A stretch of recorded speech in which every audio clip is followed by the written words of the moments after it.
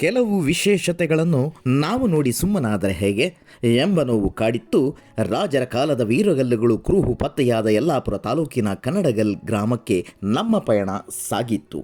ಬೆಕ್ಕು ಗುಡಿಗಾರ್ ಕಲಾ ಕೇಂದ್ರದಿಂದ ಯಲ್ಲಾಪುರ ಪತ್ರಕರ್ತರನ್ನು ಕರೆದೊಯ್ಯಲು 2 ಕಾರು ಕಾದಿತ್ತು.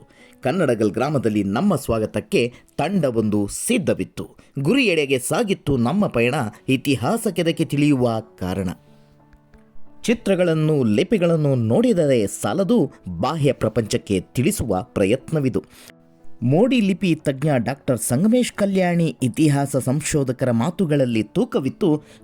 ಕೊಂಚವಾದರೂ ಇಲ್ಲಿನ ಇತಿಹಾಸ ನಮಗೂ ಅರ್ಥವಾಯಿತು.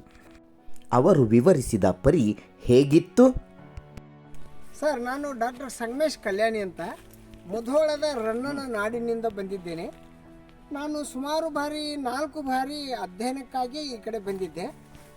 ಕಾರಣ ಇಲ್ಲಿ ಅನೇಕ ಜೈನ ಶಾಸನಗಳು, ಶೈವ ಶಾಸನಗಳು ಸಿಗುವುದರಿಂದ ಈ ಪ್ರದೇಶದಲ್ಲಿರುವಂಥ ಅಧ್ಯಯನ ಕಡಿಮೆಯಾಗಿದೆ, ಅದು ಕೊರತೆ ಆಗಿದೆ. ಅದು ಕೊರತೆ ತುಂಬುವ ಸಲುವಾಗಿ ನಾನು ಬಂದೆ.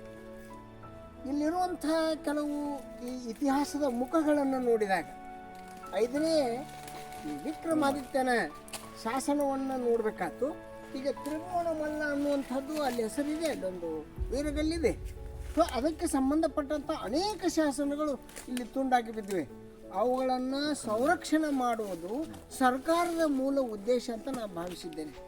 ಯಾಕಂದರೆ ಇದು ಅರಣ್ಯ ಪ್ರದೇಶದಲ್ಲಿ ಅನಾಥವಾಗಿ ಬಿದ್ದಿರೋದರಿಂದ ಸರ್ಕಾರ ಈ ಕಡೆ ಎಚ್ಚೆತ್ತು ಕೆಲಸ ಮಾಡಬೇಕಾಗಿದೆ. ಮಾಧ್ಯಮದವರು ಕೂಡ ತಾವು ಅದನ್ನು ಬೆಳಕಿಗೆ ತರುವ ಕೆಲಸ ಮಾಡೋದು ಮಾಧ್ಯಮದವರ ಮೇಲಿದೆ ಅಂತ ನಾನು ವಿನಂತಿಸ್ಕೊಳ್ತೇನೆ. ಇಲ್ಲಿಗೆ ನಿಲ್ಲಲಿಲ್ಲ ನಮ್ಮ ಪಯಣ, ಮುಂದೆ ಸಾಗಿತ್ತು ಇತಿಹಾಸ ಮತ್ತಷ್ಟು ಹುಡುಕುವ ಕಾರಣ. ಬೆಟ್ಟ ಗುಡ್ಡದ ದಟ್ಟಡವಿ ಮಧ್ಯೆ ಇತಿಹಾಸ ಹುದುಗಿ ಹೋದರೆ ಹೇಗೆ? ಭವಿಷ್ಯದ ಪೀಳಿಗೆಗೆ ತಿಳಿಸುವ ಜವಾಬ್ದಾರಿ ನಮಗಿಲ್ಲವೇ? ಅದಕ್ಕಾಗಿಯೇ ಈ ಪ್ರಯತ್ನ ಸಾಗಿದೆ. ನೀವು ಬನ್ನಿ, ಕೆದಕೋಣ, ಮತ್ತಷ್ಟು ಇತಿಹಾಸ ಬೆಳಕಿಗೆ ತರೋಣ. ಮತ್ತಷ್ಟು ಸಂಶೋಧನೆಗೆ ಸರ್ಕಾರ ಮುಂದಾಗಲಿ. ಇಂತಹ ಸತ್ಕಾರ್ಯದ ತಂಡಕ್ಕೆ ಜಯವಾಗಲಿ.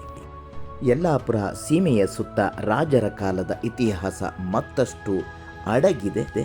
ಅದನ್ನು ತಿಳಿಯುವ ಪ್ರಯತ್ನ ಈ ತಂಡದಿಂದ ಸಾಗಿದೆ. ಜಯವಾಗಲಿ. ಧನ್ಯವಾದಗಳು.